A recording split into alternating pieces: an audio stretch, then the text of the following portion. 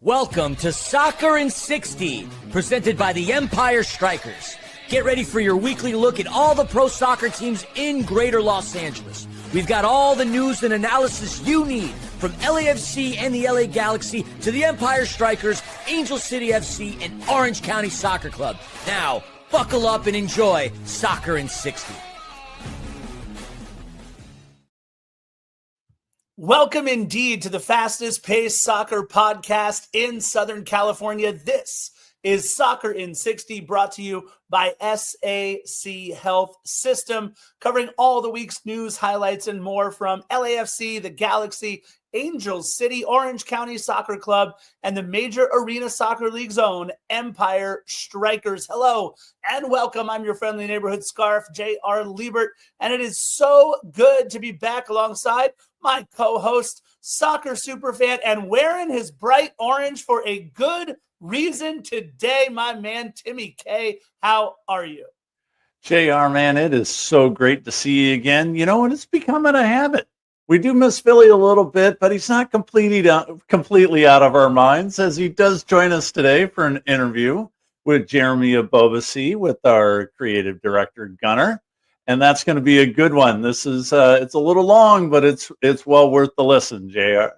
Listen, as Pearl Jam said, Jeremy spoke in class today. He kept speaking on that interview for sure. He had a lot to say, a really great interview with Jeremy Ebobisse of LAFC. Look, this week, Angel City Superstar got going. LAFC still stuck in neutral. Orange County off and going again. The Galaxy haven't started their Leagues Cup yet. They start their journey. We record this on Wednesday. They're playing tomorrow on Thursday. But the biggest story of the week, by the way, just might be a historic soccer camp happening in the Inland Empire. We are going to cover all that and so much more. We call this the fastest paced soccer podcast in SoCal for a reason. But before we do that, we got to pay some bills first from our good friends over at Omnitrans in partnership with the Empire Strykers. Experience the thrill of game day with Omnitrans. Be in the heart of the action at Toyota Arena and let Omnitrans take care of the ride. Simply download the Transit app to catch your bus and enjoy a stress-free trip to cheer on the Strykers. Don't miss out on the excitement and make every moment count at Toyota Arena. Ride with Omnitrans to your next Empire Strykers game. And look, we want to talk a lot of things, LAFC, but first, Jeremy Ebobisse had other things on his mind, talking all kinds of fun stuff with Gunnar and Philly. Tim, let's head right to that interview with Jeremy. Our guest is a forward with LAFC. Between 2017 and 2024, while with the Portland Timbers and the San Jose Earthquakes, our guest scored 60 times in 198 appearances and annoyed the black and gold in head-to-head matches until they finally had enough and lured him to the city of Angels, Los Angeles, California. We're thrilled to have with us former Duke standout who has represented the U.S. at the youth and senior level and who would still be a fascinating guest if he weren't a pro athlete. We welcome the Soccer in 60, Mr. Jeremy Ebobisse. Thanks for having me. Thank you for taking the time to spend with us knuckleheads here on Soccer in 60. It means a lot to us, Jeremy. Let's get right into it. LAFC has had a fairly good season, but has had some ups and downs lately. You started against both Portland and Mazatlan. Against Mazatlan, at the time of this recording last night, you were denied one-on-one by the keeper earlier in the first half on an excellent through ball by David Martinez. Y'all had more possession and outshot both Portland and Mazatlan, but you also had fewer shots on goal against both. Since it's more recent, what would you say your analysis is of the Mazatlan game, and do you see any parallels to the Portland game? Yeah, I think that, we've had some ups and downs like you mentioned, but at the end of the day, we are still in a position to execute on some of our major goals this season, even if we might have fallen short a little bit earlier on in the year in the CONCACAF Champions. So just always want to keep mindful of that as we continue to just dig deep and really round out the form that we want to get into towards the end of the year. I didn't get the chance to start that Portland game, but just kind of seeing some of these times the low blocks that we've been facing have made us ask questions about ourselves and just how to be more effective against them. And I thought last night against Mazatlan, we had some good chances. I had a good chance in the first half chance in the second half. David had a couple half chances, and then the one that he converted as well. Yaboa was in the mix as well. So, we were in the right areas. I didn't know that they outshot us on target, but I felt like we were on the front foot where we wanted to be, and we were just lacking a little bit of that final execution. And if we are able to create those kinds of chances early on in games, I believe in our quality to put games in a difficult position for the opponents in the first half. So definitely want to build on that while also being mindful of, some of the opportunities that we did concede, the space that we did concede, and the fact that we haven't gotten 3 points at home the last couple of games. Look, you started the vast majority of games during your time with San Jose and scored nearly a goal per every 3 games on what was a struggling Earthquakes team. Now with LAFC, you're finding yourself in a more unfamiliar position where the team has, a wealth of attacking talent, and you're not an automatic to start every game. What has that been like for you, and how do you respond to a situation like that? Has it maybe even given you extra motivation to keep growing as a player? To be honest, you don't come to LAFC if you want to be in the most comfortable situations, at least as it pertains to MLS. You come here because you want to fight for titles, you want to push yourself, and you want to do it on the big stage. My time in Portland taught me a lot about fighting for a position and becoming a professional. I came into a very senior-laden locker room that had won MLS Cup 2 years before my arrival and was hungry for more. And I had Fernando Adi ahead of me at the time, who was the club record goal scorer. So I know a little bit about fighting for a position. And then San Jose went out and traded for me, and I earned the right to kind of have that default position and try and hold it off, which I did for many years. But there wasn't alignment between myself and the organization and where we wanted to go.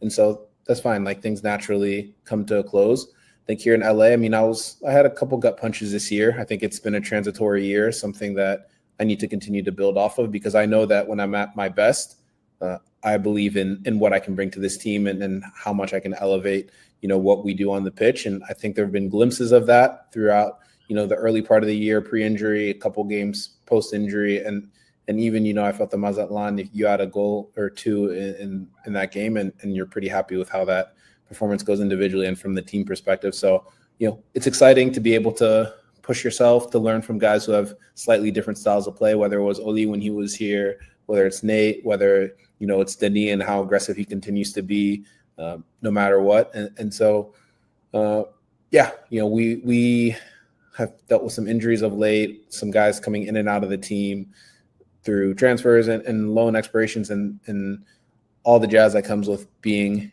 in the midst of a season. But ultimately, whoever is here is competing and believes in themselves to get things done for the team so that we can end up where we want to end up, which is lifting the MLS Cup. Mm-hmm. Now, Jeremy, you have MLS. MLS is one thing. You're competing in Leagues Cup. Obviously, you have a couple of games coming up here in quick succession on Friday and on Tuesday against Pachuca and Tigres, respectively. Now, having only gotten a point against Mazatlan, these games now carry some extra weight, obviously, in terms of advancing and doing well in the tournament. Neither one is shaping up to be an easy game. What stands out to you, if anything, about those two teams, and what are you guys focusing on heading into these two matches? The beauty of Leagues Cup is for the fans and for the wider ecosystem is that these games are competitive. They're supposed to be competitive by design, and especially when you think about the teams that MLS put forward versus in the past where it was kind of a complete MLS versus Liga MX, which meant that, there were a lot more inter-MLS games. That's not what we have this year. So none of these games are ever going to be easy. Mazatlan was not easy, even if I felt like 3 points were there for us. And on another day, we probably get those 3 points. Pachuca and Tigres are going to offer different tests. You look at Pachuca and the fact that they won the Champions League in 2023, obviously a little bit of turnover in that roster. But at the end of the day, it's a club that believes that they're capable of winning marquee international tournaments. And they showed that by beating San Diego in the first game. So we're definitely aware of what they can pose as a threat, but at the same time, and before I get into Tigres, like, we're going to be at home, and we need to make it feel at home while we're playing, because we know that everyone else around us is going to do the same thing.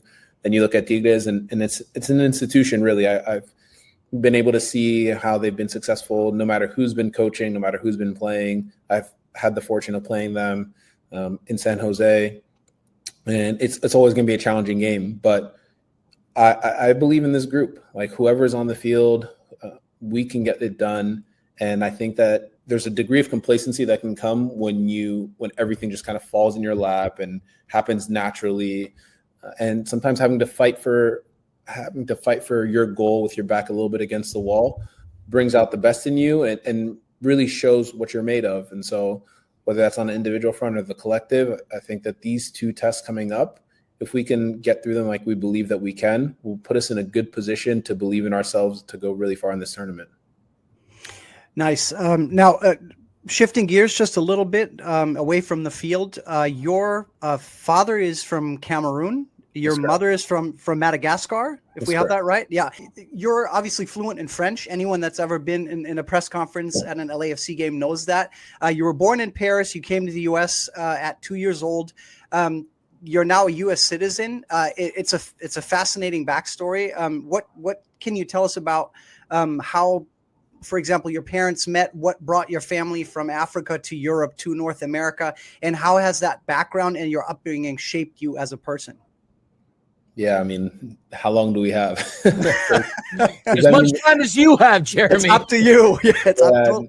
No, I mean, I appreciate the question, because it's so special to me to be able to merge all these different worlds. And I think especially the more I've come into my adulthood and really stepped out of my home in Maryland, I've been forced to just think about these things with more intention.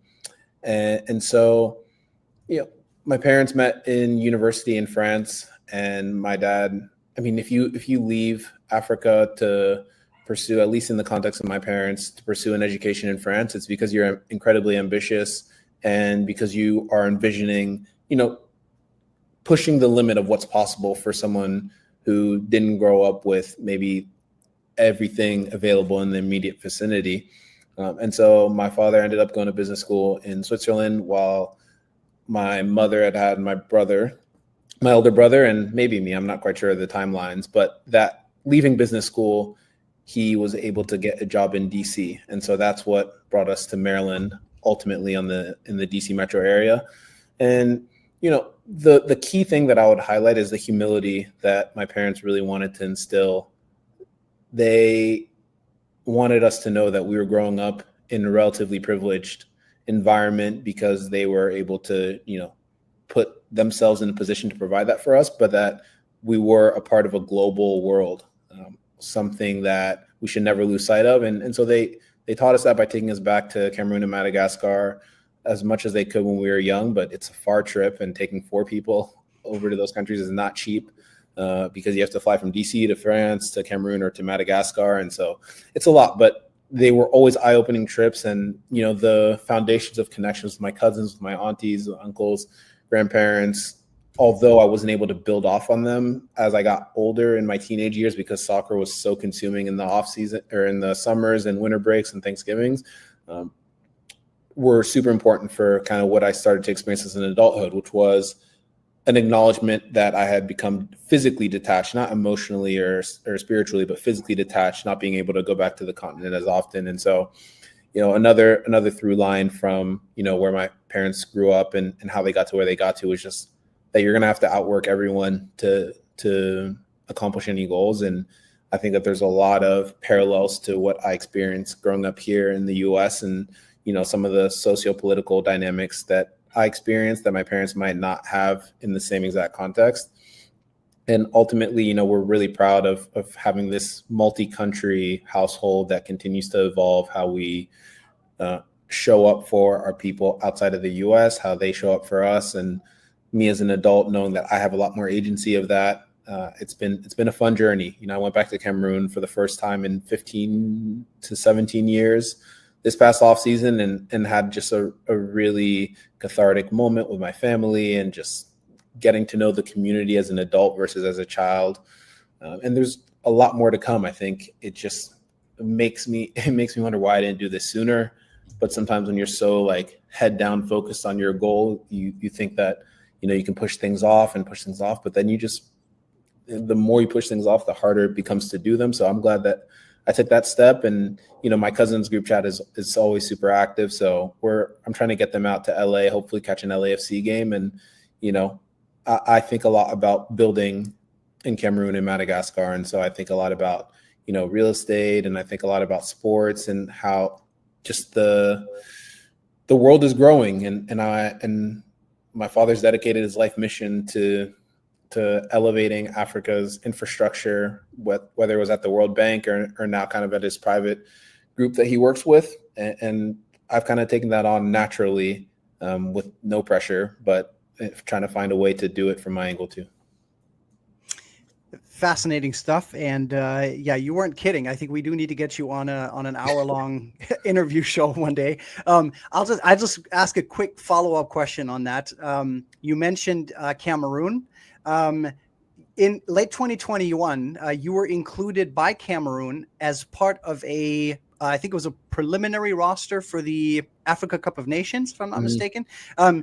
That got me wondering, obviously you've represented the US, but would you ever consider making a one-time switch? Have there ever been any conversations even? There have been conversations throughout the years. I mean, when I was a kid, I was an American, and I felt that viscerally, like people remind me of that. And also like I was, proud of my background as well. And so I desperately wanted to play for the Cameroon U17s, but it was too hard to create a link between the federation and me and like this small club in the US, and it just fell through. And then by the time I was in the 20s, like the US accepted me with, open arms, and I was proud and grateful for that opportunity as well. And so I was just going to kind of keep my head down there and just continue to work. But I mean, I always supported the Cameroonian national team and bought all the jerseys and like had the bags. Like I was just so proud to represent them in just a cultural and casual way. And so like we started having natural conversations in 2021, but there's a lot of politics and passport renewals and things like that kind of go into this that were an unexpectedly difficult thing to just deal with in like some of those short windows that we had. And so, yeah, I mean, today, I can't say it's a regret, because like it was a choice to not actively and aggressively pursue it. But I do wish that I had dedicated more time in my career to playing for Cameroon. And it's not too late, but I'm saying that just knowing that in 2021, we had conversations, in 2022 as well, but it never felt like the right time. It felt like I'd just been traded, so I want to settle into my next spot, or, like there was always something. I just gotten injured maybe, and like it didn't feel right to travel when I was hurt and not leave the right impression. But for me, I saw it as a way to just get back to my family, be closer to them on a regular basis, have trips to the continent regularly, and just use something that maybe took me away. As I said, I couldn't travel as much because of some of those youth soccer tournaments. So using something in football and soccer that took me away to just bring me back would have been like a nice storybook kind of close. But, things don't always happen the way that you envision them in your head.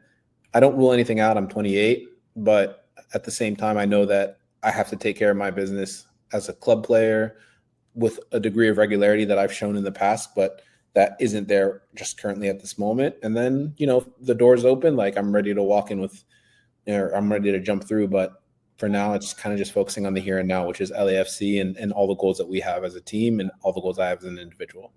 You said it. You're way too young to say the phrase, it's too late. I would kill to be in your shoes at 28. I'm about to turn 45. You got a long road ahead of you, my man. Look, final question for you. Again, thank you so much for taking the time to hang out with us. With games in hand, let's talk about LAFC again. LAFC could still make a push for first place in the West. I don't know why I fumbled there. For first place in the West. Now, obviously, MLS Cup is always on the table. Leagues Cup, another shot at a trophy in Champions League. You guys are in the middle of an incredibly intense schedule of matches. Do you anticipate more rotation and more opportunities to prove yourself? And what would you say your goals are for the rest of the season, both individually and with the team? Yeah, I think there'll always be opportunities to prove yourself on the pitch. I think that's the beauty of congested schedules and just the fact that we are a competitive squad, and everyone knows that whoever's on the pitch is ready to step up and get things done.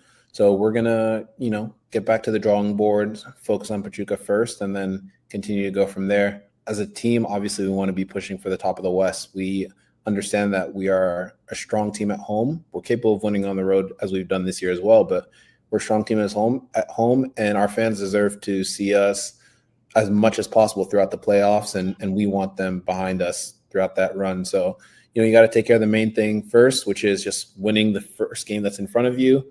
But in the back of our minds, yes, we want to finish towards the top of the West, if not pushing for the supporter shield, and we want to get to MLS Cup. It's something that this club hasn't been back to in a couple of years, but this is an incredibly ambitious club, and so we're anything falling short of that would be a little bit disappointing.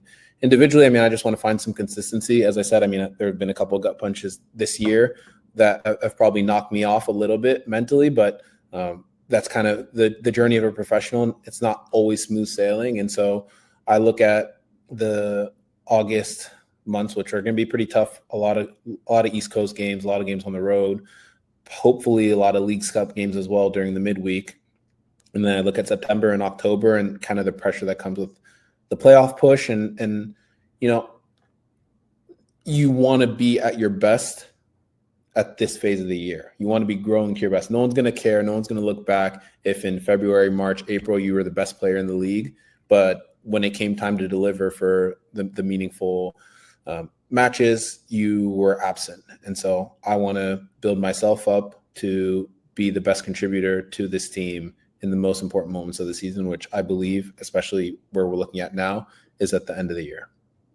Jeremy, I got to tell you this. I've been doing an LAFC podcast alongside my colleague, JR the Scarf Liebert, since the inception of this club, 2018. Other than Zlatan, the only other player we ever feared coming into BMO Stadium was you. You've been an LAFC killer for a number of years, and we hated saying your name on our podcast. It's better to have you a part of LAFC than to have you against LAFC. And obviously, we're thrilled that you're here, and we wish you all the best, obviously, in the game against Pachuca, Tigres, and the rest of the season. So I just wanted to say that on behalf of myself and my little podcast, shameless plug. But thank you so much for the time, and I really appreciate the conversation today.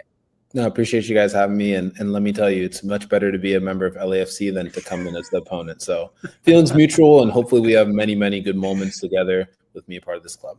Cheers to you, Jeremy. Let's go LAFC. Thank you so much once again. Thank you. Have a great day. Thank you, Jeremy. Appreciate it. Thank you.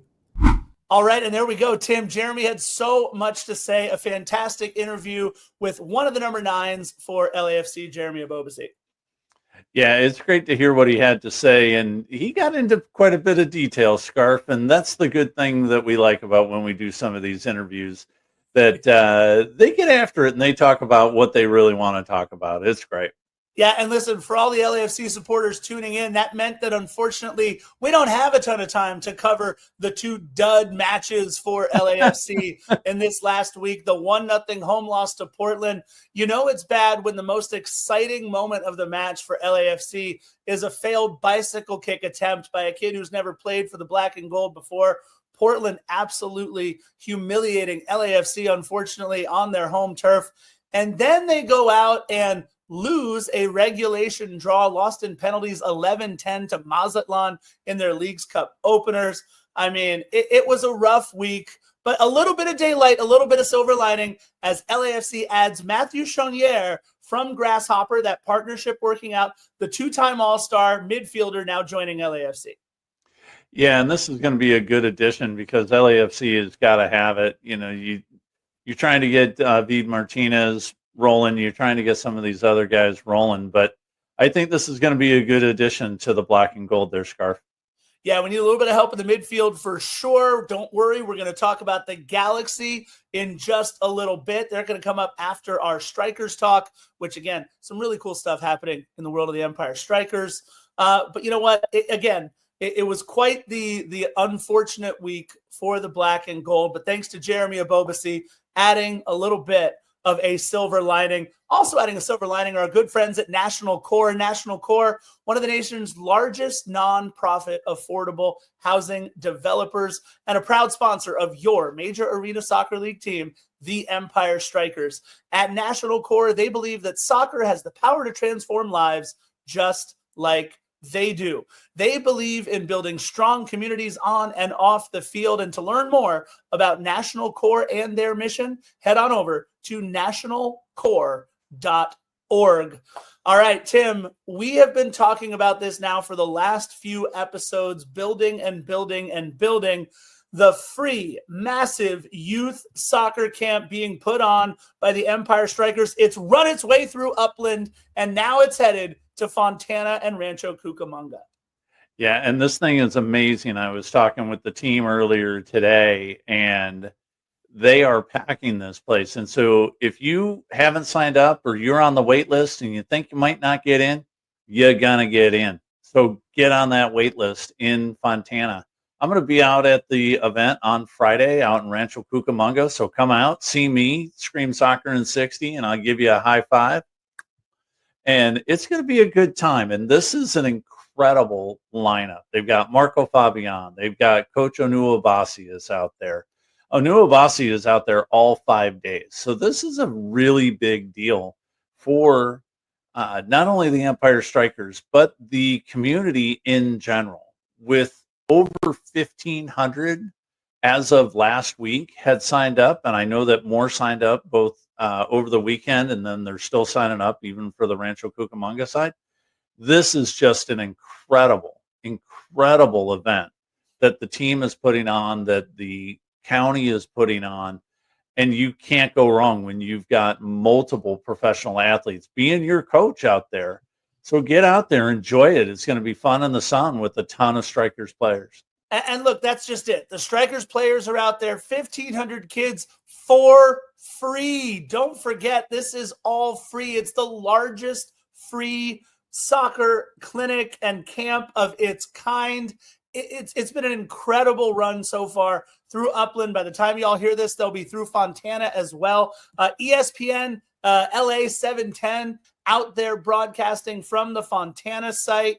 I mean, it is such a cool event. And again, let me give you guys the website just one more time in case there's any spaces left and you want to sign up. Register at theempirestrykers.com/Strykers soccer camps. Remember, it's theempirestrykers.com/Strykers soccer camps. And that is Strykers with a Y, STRYKERS.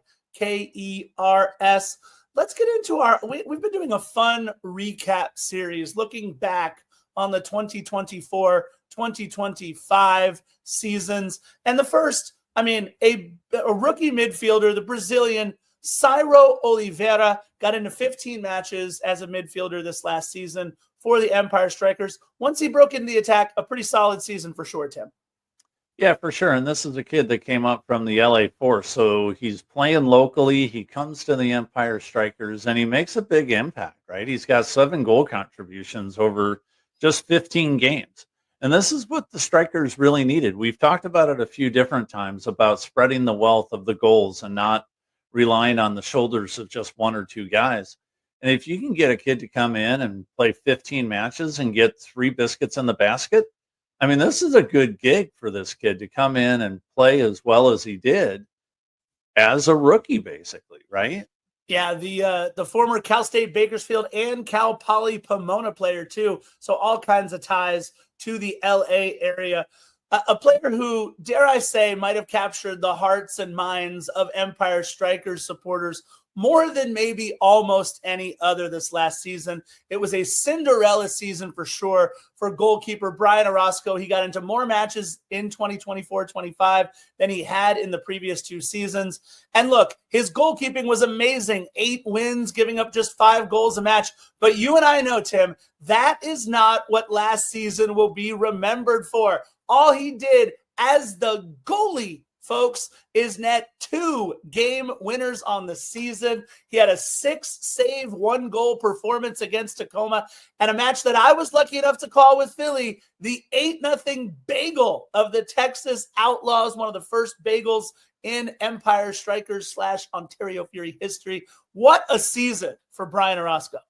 Yeah, and both of these goals that were the game winner, you mentioned it. There's one against Milwaukee that was just top shelf, far corner from the yellow line. This thing was just an absolute rocket, and the entire crowd, the fans, the press box, even though we're not supposed to, jumping up and down, screaming and yelling, having a grandiose time. I mean, you want to talk about getting the fans out of their seat. This was it, and it was just amazing. And you mentioned it, 22 games played. Come on. Yeah. And oh, by the way, the last player we'll do a recap of, how about the fast becoming a legend of the MASL, Berto Palmer, the multiple-time Defensive Player of the Year. He crossed the 200 match played threshold last year. His second stint with the Strykers, his 23 matches, the second most he's ever played in. But oh, by the way, 21 assists, Robert Palmer. You stop it right now. That is a new career high and then some for the two-time Defensive Player of the Year. What does it mean, real quick, because we got to get on to Galaxy soon, but what does it mean to have a guy like Berto Palmer on the back line? Well, I think it's a lot of things. I think just his shot blocking ability, just his physical presence, because he's not a small dude, right? He's a big, giant dude, and he's back there. And he's able to manhandle the other guys forwards who are typically a little bit smaller, typically in that 5'6", 5'8" range. And Berto can kind of just push these guys around. So it makes a big difference. And I think that, again, it's one of the big successes for the Strykers last season. Yeah, a huge piece on the back line for the Empire Strykers. Let's talk about the LA Galaxy. Not a lot going on in the way of matches, but it wasn't their fault. They were supposed to have played Houston on Friday, July 25th, but Mother Nature, still undefeated as she is, that match has now been rescheduled to Saturday, September 6th. But what everybody's talking about right now is a little bit of a renewal for the Los Angeles Galaxy with Leagues Cup coming up. And then, by the way, Campeones Cup on the horizon. They could kind of put everything that has happened up until this point in Major League Soccer, which has been the worst season in Galaxy history so far. They can put that all behind them now, Tim, and focus on, of all teams, by the way, coming up just a couple hours north, Xolos from Tijuana. It is going to be a very interesting vibe at Dignity Health Sports Park on Thursday for this match. Yeah, it's going to be a really big game against Xolos. And, I was trying to get in my Eurythmics comment about here comes the rain again against Houston and that they held Houston scoreless, but we'll get on with it. But you know what? No game, no worries. The Tijuana is playing at Dignity Sports Health Park on Thursday when everybody's listening to this at 8 o'clock. So wherever you are, turn around, go left, go west, young man. And go to Dignity Health Sports Park and get a couple of tickets to this thing. There's still a few tickets available, and it's gonna be fun. We talked about this last week about Mazatlan coming in against LAFC and things like this. I think it's the same type of thing. I mean, you're gonna have guys coming in that play for Tijuana that'll come up and want to show that they're worthy of playing against a Major League Soccer team, right? That Liga MX is on par with these guys. So it's a big deal to have Tijuana coming up to play the Galaxy. And I think this is going to be one of the funner matches of this Leagues Cup. Listen, it's the reigning MLS Cup champions. So they are going to take all of these Liga MX teams' best shots, starting with Xolos. But I think what's going to be really interesting to see, we know how many Liga MX supporters there are in and around the Los Angeles area. Now, you couldn't tell at the Mazatlan LAFC match because Mazatlan's only been around since 2020. They don't have a long history, that team moving from Monarcas, from Morelia, over to Mazatlan. But Xolos has some history. Xolos has some massive supporter bases here in and around the Los Angeles area. And I have to ask you this, Tim. With the supporters boycott still going on down there in Carson, doesn't that just clear the way for even more Xolos supporters to make their way into Dignity Health Sports Park? Yeah, it could very well be that way, and especially because it's a midweek game it's in Carson, which is South Los Angeles, basically.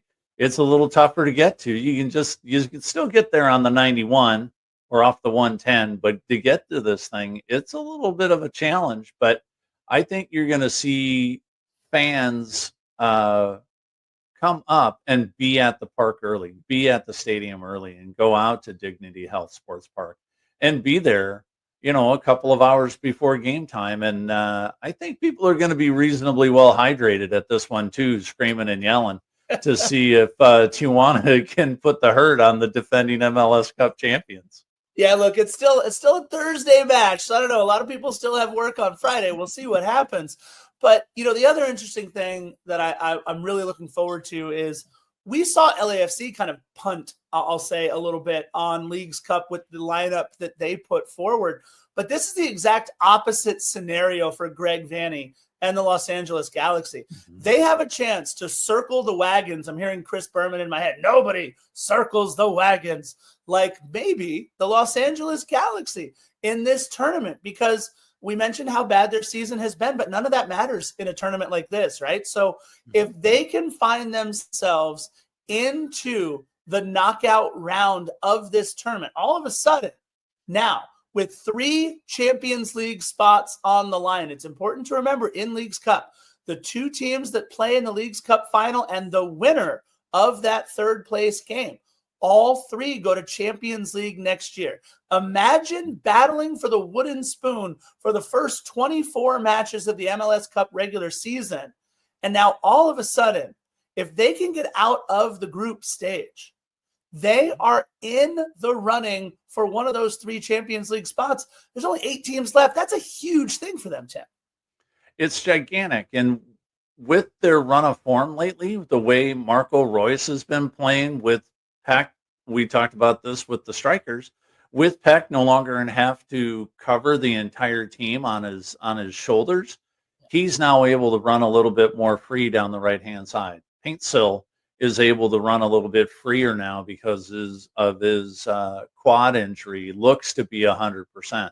And with Royce playing as well as he is, I could easily see the LA Galaxy taking at least 2, if not all 3 of these Leagues Cup games. Because, you've got Tijuana on Thursday night, and then it's a quick turnaround with Cruz Azul on Sunday.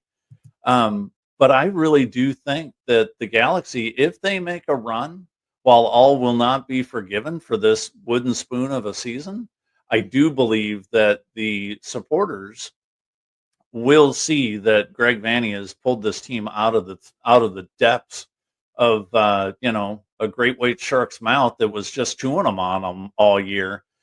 And they have the ability to go in and, like you said, play Champions League next year, which would be a really big deal. Yeah, and look, as this tournament moves on, right, if they're able to move on, maybe Ricky Pooch able to come back a little sooner. We've heard late August, all kinds of things happening there. But this is also one of those moments where they can get right. They can put everything else aside. The midfield needs to work out some issues. The back line needs to work out a lot of issues. But if they can use these next 3 matches in the Leagues Cup to get right, I know we still look at it as like this infinitesimal possibility that they would need to win 8 or 9 or 10 of these last 10 matches or so. Not going to happen. No. I know it's not going to happen. I'm the Galaxy guy, and I'm saying no, man. But if they can get right in a tournament like this, it really does show how valuable these type of matches can be. We know that a lot of people feel a lot of different ways about Leagues Cup. Maybe it's a Don Garber money grab. Maybe what it does is it grows the Liga MX game in the United States more than it does the MLS game. All those things may be true. But what you get to do in your home park, and in this case down in Carson at Dignity Health Sports Park, is you get to host 3 really fun matches. And look, there's plenty of tickets available, plenty of good seats, and it's going to be a lot of fun. I'm just interested to see how many of those supporters come up from Tijuana to really pack Dignity Health Sports Park, and we'll see what it's like there on Thursday. Yeah, I think it's the Galaxy should be hopeful that it's 50-50 because when Liga MX, we've seen it before that they travel very well for these matches here in LA because it's not that far of a drive, especially from Tijuana. Yeah. You come up midday and it's only a couple of hour drive. And then you have all of the Liga MX fans that are based here in Southern California already. So for them, it's still only a 2 hour drive because they're coming from, and they can absolutely make a weekend of it, right? Coming up on Thursday, stay all the way through. Look, it's going to be really interesting to see what happens at the Digs. We're recording this again on Wednesday. It's happening tomorrow on Thursday. It's going to be a lot of fun. Speaking of a lot of fun, Angel City FC had a wonderful match that maybe our creative director Gunnar will acknowledge at some point. A wonderful match against the Carolina Ascent, the women's USL side. Look, they were down just 2 minutes into the match. They kind of get punched in the mouth by a team they don't know a whole lot about. And Alyssa Thompson, look, she's not old enough to say, hold my adult beverage, but she definitely told everybody at BMO Stadium, hop in the backpack. I'm taking y'all with me. What an incredible performance by Alyssa Thompson in this friendly. Yeah, this was just an amazing performance. And she gets the 4-biscuiter, right? You can call it a haul. You can call it whatever you want. I like a 4-biscuiter, but this is amazing for her to come out and just absolutely dominate this game. And you had players like June Endo making their first appearance since 2023, getting her back. To see Alyssa just go out there and just run roughshod over the Ascent, which is what you were hoping that Angel City was going to do in the first place. But I think them actually getting smacked around a little bit the first 5-10 minutes, I think it really put it in place as to what Angel City needed to do after having 8 weeks off. They haven't played since, January, it seems like. And for them to come out against the Ascent and the Ascent playing as well as they did, because they did put 2 of them past the goalkeeper for Angel City. So they're no slouch of a team, Scarf. Yeah, look, what's going to be really interesting is what this long layoff did for Coach Alex Strauss and the offense. And I think that's what's been lacking. We know we've got Sarah Gordon and M.A. Vignola and everybody else on the back line. They're contributing. Angelina Anderson playing very well this season. But what really needed to get going, they're in 11th place with 11 matches left. They've got to jump a bunch of teams. And the easiest way to do that is by putting those biscuits in the basket for sure. And if Alyssa Thompson is now feeling confident enough and playing well enough to be able to put 4 in the back of the net, you've got June Endo, who we all know the offensive performance can go through June Endo as much as it goes through Alyssa Thompson. She is a fantastic striker when she is right. And oh, by the way, the captain is back for Angel City, removed from the season-ending injury list where she has been since April of 2024. Allie Riley, the Los Angeles native, back with Angel City. I mean, the kind of lift that must give everybody in that locker room, it is a huge, huge addition to Angel City. Yeah, to have the captain back, especially right before you get back into league play, especially this weekend against Seattle Reign, whether or not she gets any minutes or not, just having her in the locker room with the team, Scarf, is just, you said it, it's a lift. It's the lift of those spirits. It's, hey, our leader really truly is here.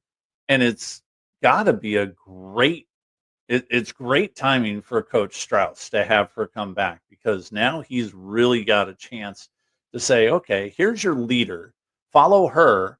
And by the way, she's most likely going to follow him right away because she has been around the club. She hasn't been off rehabbing in, North Tonawanda, New York or somewhere. that's the biggest deal, is that she's coming in and the team is gonna surround her. And I see a nice little run for Angel City coming up with her back in the lineup potentially this weekend. Yeah, I think you hit the nail on the head, though, right? Minutes on the pitch don't necessarily matter, although we know that's what Allie Riley has been training for. And if you read all of the different articles out there, they didn't think that this was merely going to be a season-ending injury. This might have been a career ender. These chronic lower leg injuries that she has been suffering, they weren't sure that Allie Riley – I mean, I was there at BMO Stadium when everybody cheered for Allie Riley, and it almost seemed like we knew we were maybe cheering for her for the last time because of this injury. And now she works for well over a year to get herself back. April 2024 was the last time that we saw her on the pitch.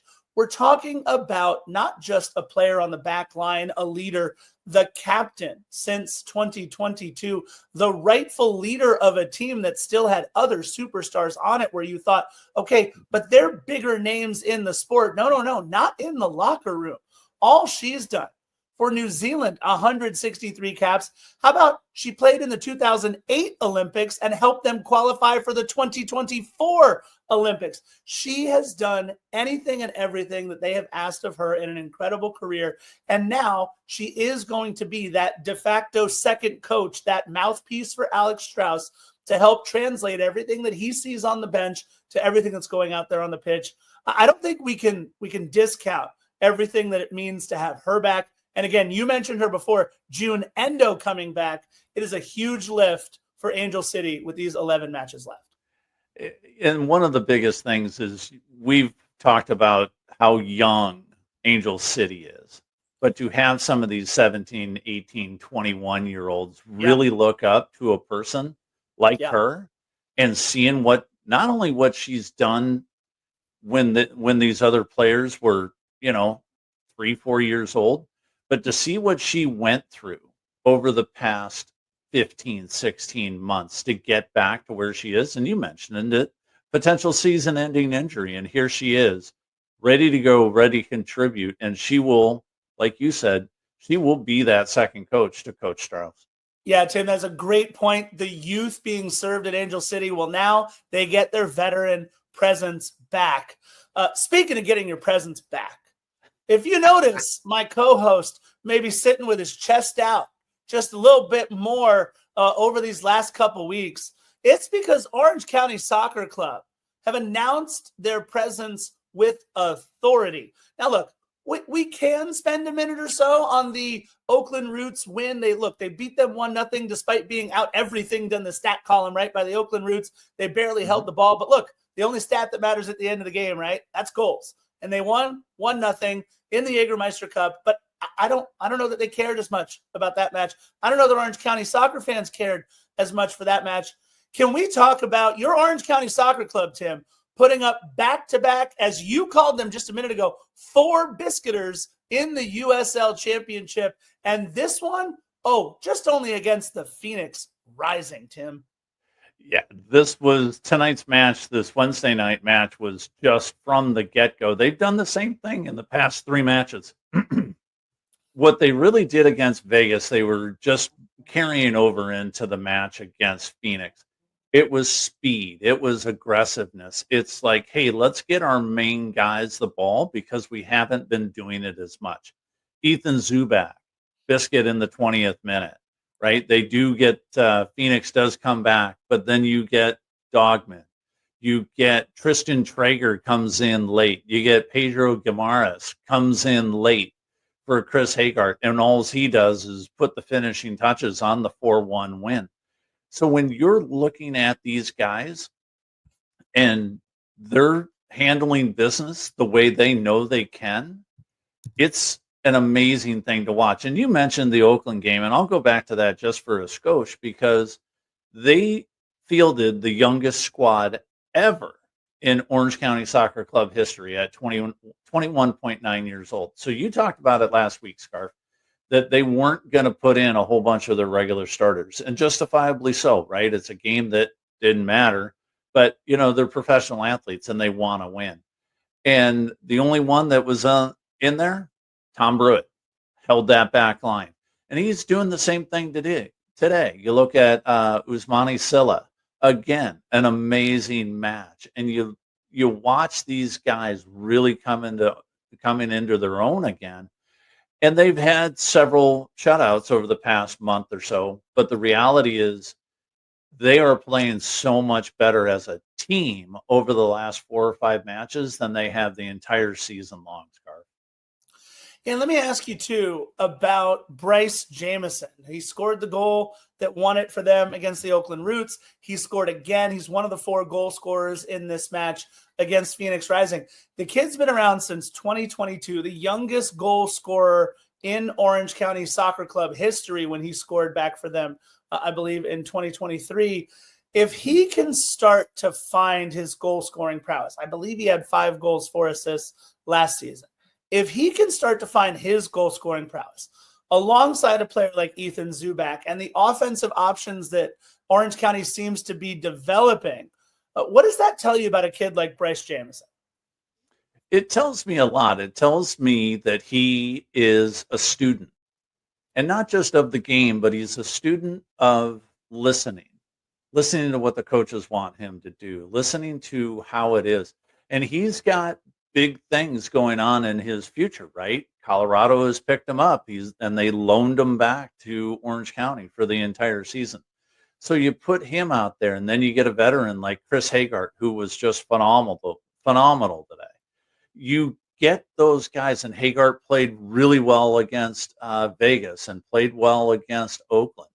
You get these guys rolling, and momentum is everything in this game. You lose a game, you lose 2 games, you lose 3 games. Well, look at the Galaxy. You know, they lose 10 of their first 15 or whatever it was. They just can't get off the schneid. But now Orange County didn't really have a long stretch where they were losing 4 or 5 games. They didn't play well, but they were still eking out a point here and there.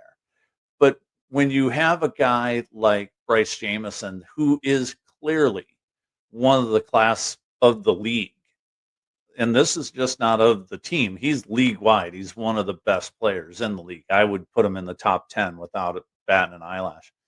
You get him starting to roll, that takes the pressure off of Zubak, right? And now Zubak gets the first marker of the game. Jamison gets the 3rd one of the game, to put him up 3-1. After Dogman put him up 2-0 in the 58th minute.